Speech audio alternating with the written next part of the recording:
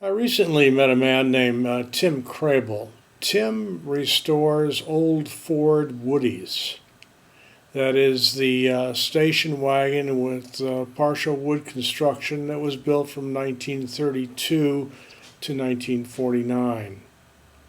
He's a fascinating guy, and he invited me to come for a visit to his shop. And here's what I found out. I'm Tim Krehbiel. I work here at the Nick Alexander Collection, restoring Ford woodies. And I've been doing it for 13 years for Mr. Alexander. Mr. Alexander had this idea of restoring some woodies. I'd been in the early Ford V8 thing for years. And I had a small business restoring the Flathead V8 engines before I worked for Nick, and he was actually a customer and eventually asked me to come and help him with some of his own car projects. He had BMW mechanics working on them, which was not going very well. And it started off just me and one guy who was a car detail guy, Jaime, and we eventually collected a group of people over a matter of 2 or 3 years that were none of them actually came from car industry. They were mostly Latino guys working from the furniture industry, restoring wood. And I think when we accomplished a certain level of quality of work that he became interested in creating this collection of cars. Then I think we had a shared vision about what we were doing. For me, it was always, I was not too enthralled with being an employee. It was more like, we're doing this work and I can't wait to get out of here. Go back to my own self-existence. We had some kind of shared vision, and it took about 8 or 10 years to put it all together. And then it was kind of like, well, now what do we do with it? He's pretty hands-on and was involved with like cleaning and maintaining all of the cars. And 75 cars and 4 new grandkids were not meshing. And how many cars were sold at that 52 at Pebble Beach at the RM auction. Cars come in all different kinds of manner, but this is, like for example, this is a 1934 Ford Roadster that Nick bought as someone else's project that they just basically collected all the pieces for from various different cars. This car was never, this is a frame from one car, a body from another, fenders from another. But someone else had put all these pieces together and never was going to get to the project, so Nick purchased this. Sometimes cars come to us that are relatively nice originals, like this black convertible next to it. That car's only got 30,000 original miles on it and still has original paint. And in this case, this is a car that we would probably preserve and not necessarily take it all apart and restore it, although this one has it's from the East Coast and is relatively rusty and has been repaired poorly. The floor has patches and things in it, and so it's kind of one of those cars that's a borderline. But it is a nice original car that has. Is this a 39? This is a 39 Ford convertible, yeah, and it even has. This is the first top that's ever been put on it, and it still has the original upholstery inside and original wood graining. And we just took the original engine out last week because it developed a rod knock. It's this car right here, which we've been working on a couple months, and we've taken it completely apart. And what you're seeing here is the reassembly of the chassis. And the body work now has been basically done, and the car's been painted, and the body's in another room here, and we're actually doing some pre-assembly of the doors and windows in the body, and we're continuing to work on the chassis. We kind of, in our restoration process, we kind of duplicate the manufacturing technique. These are Fords, and they're not Rolls Royces or Duesenbergs. They were $900 cars when they were new. They were for the everyday guy, and they were produced at a rate of about 1 a minute back in the 30s. This will be reassembled as a complete running chassis. It'll have, the brakes will work and the engine will start up, and we'll test run the engine and the cooling system and the exhaust system and make sure that the brakes work and everything. And then we'll put the body on. This is an example of a woody 1946 Ford that has mostly original wood on it. And this is in here for some mechanical work, and to most people this is just a nice driver car that, you know, it's not by any means a show car. And but this wood is probably wood that we would deem pretty restorable. Some of these pieces might have to be replaced, but this is an example of a car that was restored probably in the 70s or early 80s. It's a 1933 three-window coupe, and it was a very nice restoration for that time. About 10 years ago, a guy took this car apart to turn it into a hot rod. And actually, I think he didn't like the color was his initial thing. It was maroon with black fenders, and he set off to paint it all black. And in the middle of that, he also thought, well, maybe I'll make it into a hot rod. Well, he died. It was available for sale as a project, either to turn into a hot rod or to put it back as a restored car. And Nick bought this car, and we'll put it back as an original car. This is a 32 Ford station wagon. It's a customer's car that basically he's done most of the restoration, and we're doing just the wood. And this is all mostly original wood. I should say mostly, yeah. Partially new wood. And you can see that we've done a pretty good job of matching the old and the new. The paneling is new. Most of these quarter panels, this horizontal is not, but most of this frame is new. This vertical is new. And we try to match the color as best as possible. We even add some patina to the wood. And the guys that work here in the wood shop are really good at matching, understanding how to stain the wood and color tint the varnish to get a badly damaged piece of wood that we can go up there and perhaps find something that's still a 75-year-old piece of wood that's not perfect but better than what's on the car. And so we use that quite often. A lot of people will get a woody and say, oh, this wood's no good, get rid of it. And we get that. Categorize it, stick it up there, use some of it. You never know. And that's how we've been able to restore all these cars without actually making a lot of new wood. Of course we make new wood, but we really value the original wood. These Ford woodies were all made at one plant in upper state Michigan, and it's hard rock maple or birch. And the reason they're built there is that Henry Ford in the teens bought the whole forest. And the reason he bought the forest, it was to make this factory to make wood for Model Ts, because Model Ts are basically a wood car with a steel skin. And the woody came to be for a couple reasons, but one of those reasons is that metal body technology had really come into its own in the mid-30s, and they had no need for the wood anymore. But instead of getting rid of all those people in that factory and those trees, they exemplified the architects and the engineers and the craftsmen that built the wood bodies of the teens and 20s and said, here, make these woody wagons. And it lasted really only about 10 or 12 years, and then the factory did close down. Well, they went through World War II. They built gliders at that factory, spy gliders at that factory during World War II.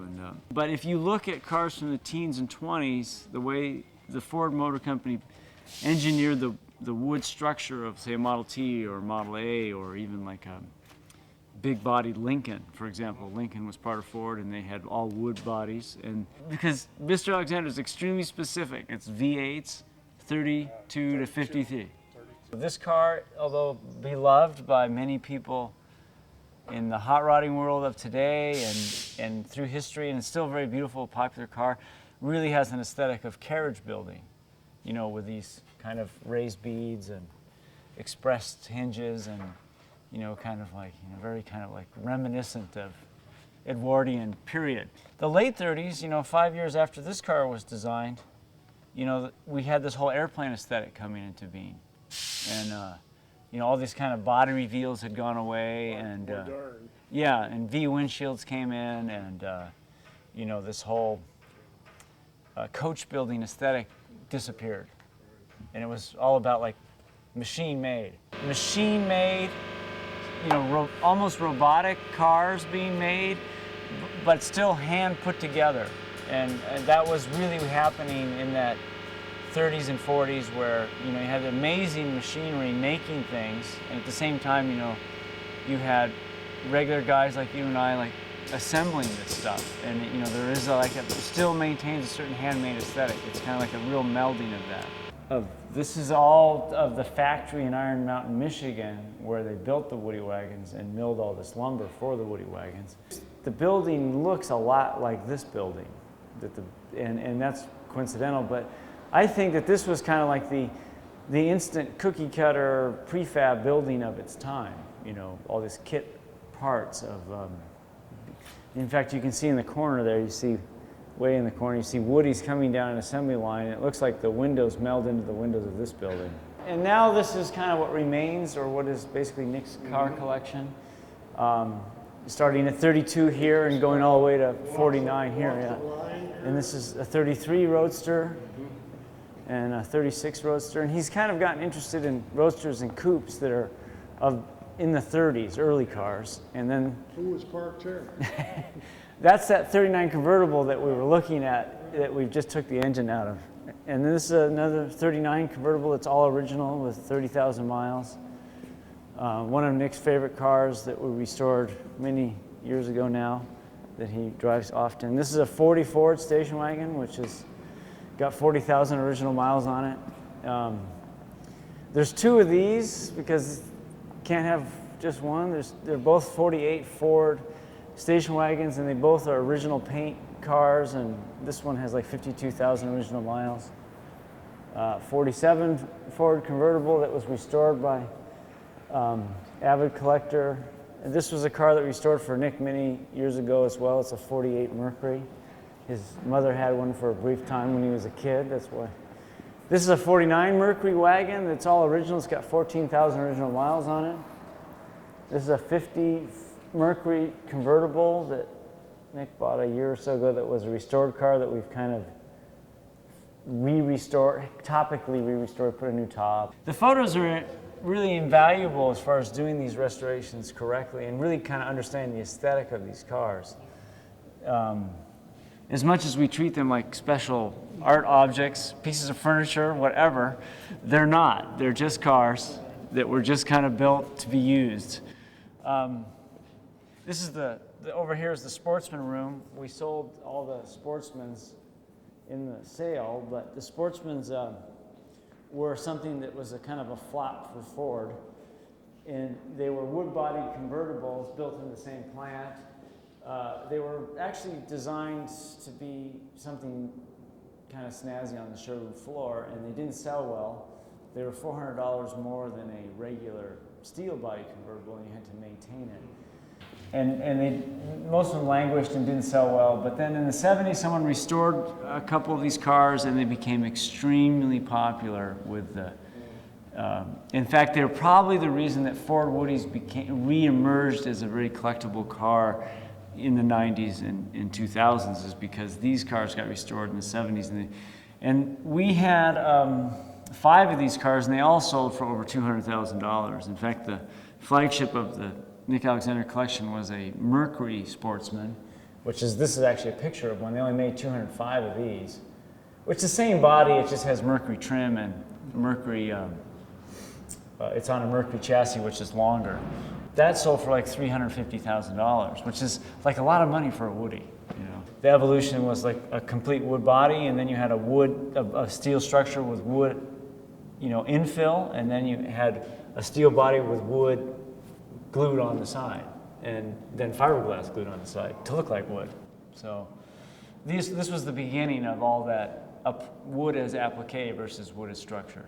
Basically, the evolution of the station wagon is that in the teens, actually starting in World War I, and the 20s, if you bought it, you would go buy like a Model T or any kind of car, regular car, and you take the body off and you take it down to the cabinet shop or to the bodybuilder, as it were, for your horse-drawn stuff, and they would build a wood body for it, and it was called either a depot hack or a station wagon. And then from 28 to 38, for Ford anyways, you could buy a station wagon, but it wasn't built by Ford. I mean, you could buy it through the Ford dealer, but it was built by an outside bodybuilder. But you'd order it and it would show up. The wood came from Iron Mountain where the trees were grown for giving the wood kit, but then it was put together with someone else. Then 38, they actually built their own produced their own in this plant that we're looking at these photographs. And it all basically ended in 48 with the death of Henry Ford. Just out of curiosity, what do you drive? Well, today I'm driving a 58 Ford pickup truck. That's a nice original truck. It has a nice little patina to it. But my wife drives a 72 Ford Ranchero. It's an aesthetic that I've been interested in, and probably one of the reasons that I continue to be interested in cars, even though my education is in architecture, is that a lot of times in architecture you'd see buildings being built to look old, but these cars are kind of interesting because you can find these cars that are still existing and running. Like this one, it has 9,000 original, well now it has 11,000 on it, but when we got it, it had 9,000 original miles on it. And it had been stored in a damp condition, but it has this patina, and it's actually, I find it much more interesting than a restored car. It also drives just like brand new. We just drove this car to Utah to the national meet back in October. Flawless, 75 miles an hour all day long, 21 miles to the gallon. Pouring rain, no problem. I was restoring these Flathead V8s before I worked here, and so I know a lot about the engines. And yeah, we've done, not so much for the collection work, we don't get too much into the high performance thing, but yeah, they can be souped up quite a bit. The engine started off in 1932, is 65 horsepower, very kind of simple, crude engine, but it was the first V8 available to like the car for the masses. And by 1953, when the Flathead was retired from the Ford Motor Company, it gotten up to about 150 horsepower. You can take the 53 engine and put it in the 32, and you can, in theory, put the 32 engine in the 53 in it. Same block configuration, bolts in, all the holes are still there.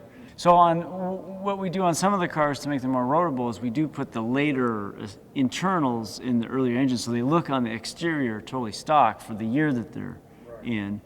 But we put in the longer stroke crankshaft and a cam to go with that. And a car like this, which was originally 85, this 40 Ford had 85 horsepower. You can open the hood and say, oh, it has a 40 Ford engine in it, but it's really got about 150 horsepower. And it looks totally stock, single carburetor and painted the same way and everything. But it has the internals of the last evolution of the engine. So that's kind of cool. Yeah, it is.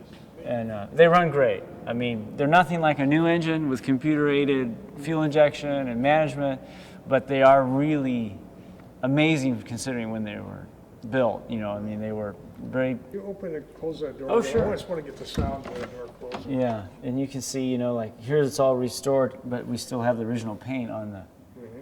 So there's a very subjective process to doing this kind of restoration.